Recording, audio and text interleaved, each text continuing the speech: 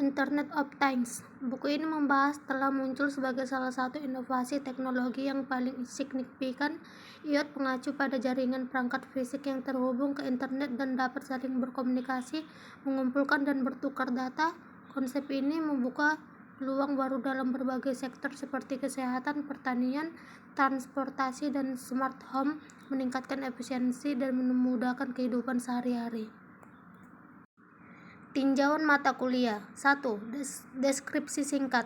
Mata kuliah Internet of Things merupakan mata kuliah yang membahas mengenai penggunaan internet dan dimensi masyarakat yang dimenamkan pada benda, perangkat, objek di sekitar. Diharapkan dengan mata kuliah ini mahasiswa mampu mengaplikasikan IoT dengan santun, praktis, dan komprehensif. 2. Capaian pembelajaran mata kuliah CPMK. Mahasiswa dapat mengaplikasikan penggunaan Internet of Things dalam masyarakat. C3. Mengoperasikan perangkat Internet of Things IoT baik secara sosial dan saintek. P3. Dan menyadari A3 Internet of Things IoT sebagai solusi dalam berbagai bidang keilmuan sesuai peraturan perundang-undangan yang berlaku. Internet of Things adalah konsep di mana objek fisik dilengkapi dengan sensor, perangkat lunak, dan teknologi lainnya untuk terhubung dan bertukar data melalui jaringan internet. Komponen utama Internet of Things: 1. Perangkat dan sensor. 2. Koneksi. 3. Platform pengelolaan. 4. Aplikasi.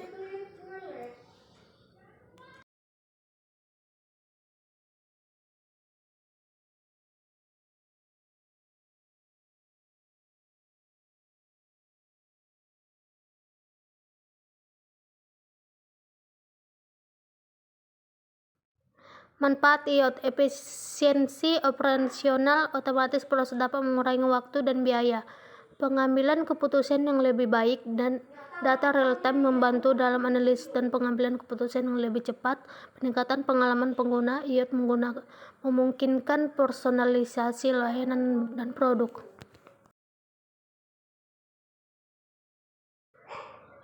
Contoh penerapan IoT: Smart Home, perangkat seperti lampu pintar dan termostat yang dapat dikendalikan dari jarak jauh. Kesehatan, alat medis yang memantau kondisi pasien dan mengirimkan data, dan penyedia layanan kesehatan. Transportasi, kendaraan yang dapat berkomunikasi dengan infrastruktur jalan untuk meningkatkan keamanan dan efisiensi lalu lintas. Tantangan IoT: keamanan, ancaman terhadap privasi dan data yang dihasilkan, interoperabilitas, berbagai perangkat dan produsen yang berbeda perlu dapat bekerja sama. Skalabilitas, mampu mengelola dan memproses jumlah perangkat yang terus meningkat. IoT berpotensi mengubah cara kita berinteraksi dengan dunia di sekitar kita, menciptakan ekosistem yang lebih terhubung dan efisien.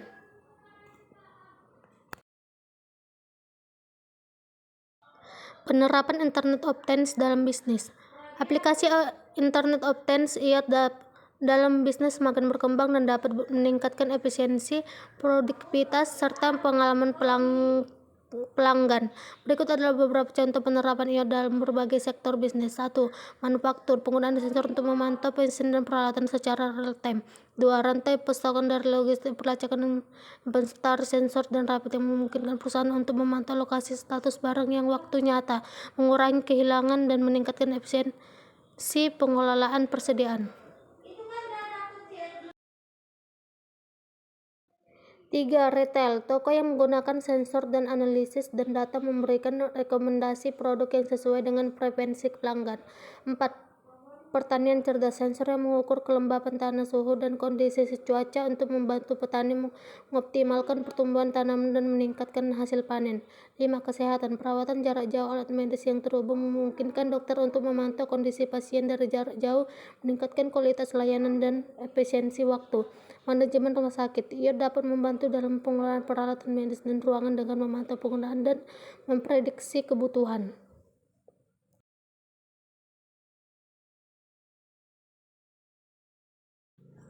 6. Energi dan utilitas, penggunaan meteran cerdas untuk memantau konsumsi energi dan air secara real-time, membantu pelanggan mengelola penggunaan dan biaya. 7. Keamanan dan keamanan, Sistem keamanan cerdas, keamanan pengawas, dan sensor gerakan yang terhubung dengan internet untuk memantau dan melindungi area bisnis secara real-time.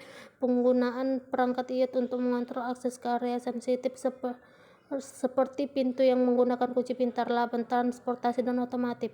Penggunaan sensor untuk memantau kinerja kendaraan dan kondisi pengemudi meningkatkan keselamatan dan efisiensi operasional kendaraan terhubung. Kendaraan yang dapat mengumpulkan data tentang penggunaan dan kinerja untuk meningkatkan layanan dan pengalaman pengguna. Big Data dan kesehatan.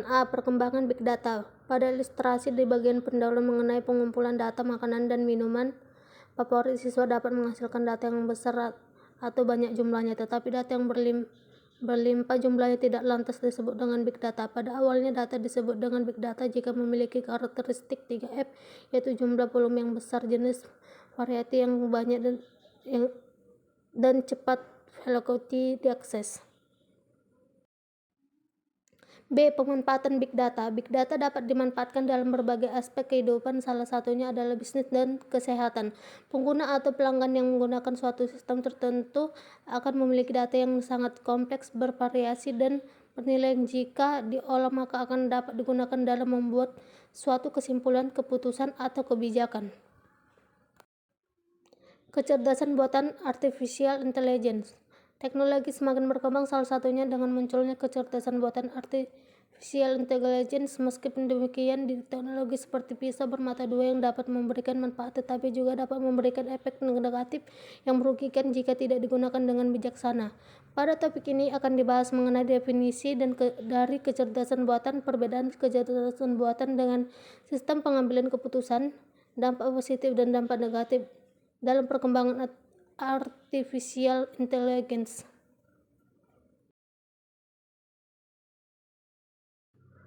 Mengenal artificial intelligence.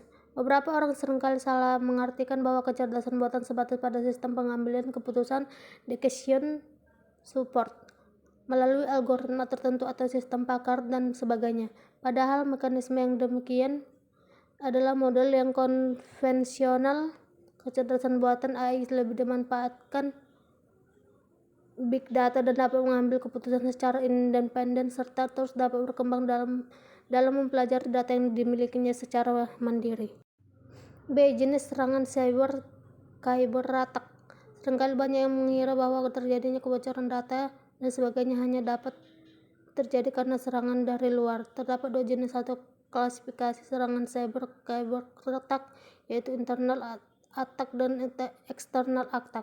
Internal attack merupakan terjadinya kebocoran data akibat dari perilaku atau habit dari user penggunaan sistem tersebut. Misalkan sistem tersebut memiliki password yang lemah dan diakses oleh banyak orang, atau dapat pula pihak yang berhak mengelola sistem tersebut tidak menjaganya dengan baik seperti mengkopinya dan menyebarluaskan ke pihak lain. Memberikan password ke banyak pihak.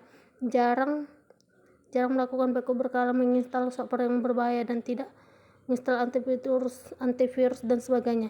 Pada kondisi ini perlu ditingkatkan kebiasaan yang aman cybergen seperti penanggung jawab yang spesifik terkait sistem, password yang kuat, cukup data berkala, melakukan enkripsi data yang penting, dan penggunaan antivirus.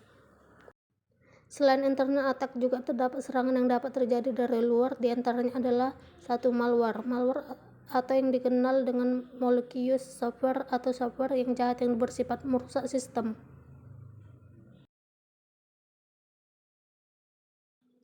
2. Phishing. Phishing berasal dari kata phishing, memancing, merupakan metode serangan dengan cara mengelabui pengguna sistem untuk masuk ke dalam jebakannya. 3. DDoS attack. Terdapat 3 jenis serangan DDoS attack seperti traffic flooding, request flooding, serta mengganggu komunikasi antara host dengan kliennya. 4. Ransomware. Ransomware merupakan jenis malware tertentu yang biasanya meminta tebusan pemilik sistem dengan cara mengancam untuk mempublikasikan, menghapus, atau merusak data yang ditahannya. 5. Carding. Carding merupakan suatu bentuk hacking yang mana pelaku melakukan transaksi dengan menggunakan kartu atau nomor rekening orang lain tanpa izin, atau yang dikenal dengan pembobolan. Kejahatan ini seringkali muncul karena sistem yang berlaku kurang aman sehingga pelaku kejahatan dapat melakukan carding. E-commerce for business. Pandemi coronavirus disease 19 COVID-19 telah menjangkali berbagai negara di dunia termasuk Indonesia. Kebijakan mengenai sosial dan fiskal pun digalakkan untuk mengurangi laju penularan COVID-19, akan tetapi hal tersebut berimbas kurang baik pada perekonomian negara. Banyak sektor industri yang tutup dan perusahaan gulung tikar akibat tidak mampu bertahan di masa pandemi. A. Definisi dan ruang lingkup e-commerce. Pada masa pandemi COVID-19, jumlah penggunaan e-commerce baik barang dan jasa mengalami peningkatan. Hal tersebut dampak dengan munculnya berbagai e-commerce dan meningkatnya demam oleh pada konsumen. Sebagian besar masyarakat mulai beralih kepada e-commerce untuk memenuhi kebutuhan sehari-hari seperti membeli sayur, makanan, sembako, pembayaran listrik, pajak, dan sebagainya. B. Jenis e-commerce. Terdapat beberapa jenis e-commerce ditinjau dari konsepnya, dan antaranya adalah 1. Business to business e-commerce. B2B e-commerce. B2 merupakan e-commerce yang paling besar karena meliputi transaksi yang dilakukan antar perusahaan atau jenis usaha. 2. Business to consumer. B2C. B2C merupakan jenis bisnis e-commerce yang paling umum dan paling dikenal oleh masyarakat. 3. Consumer to consumer. C2C e-commerce. C2C adalah transaksi barang atau jasa yang dilakukan dari konsumen kepada konsumen. 4. Consumer to business. C2B e-commerce. Consumer to business. C2B transaksi jual beli pada produk atau jasa dilakukan dari konsumen kepada perusahaan. 5. Business to administration. B2A dan consumer to administration. C2A e-commerce. Business administration. B2A atau yang bisa dikenal sebagai business to government. B2G adalah jenis e-commerce yang menjual produk atau jasa kepada lembaga pemerintah. C. Aspek dalam e-commerce. Terdapat 2 aspek yang perlu diperhatikan dalam e-commerce, yaitu aspek teknis dan aspek non-teknis. Aspek teknis meliputi keteknisan dalam pelaksanaan transaksi seperti sistem pertukaran informasi, mekanisme pembayaran, dan sebagainya. Terima kasih.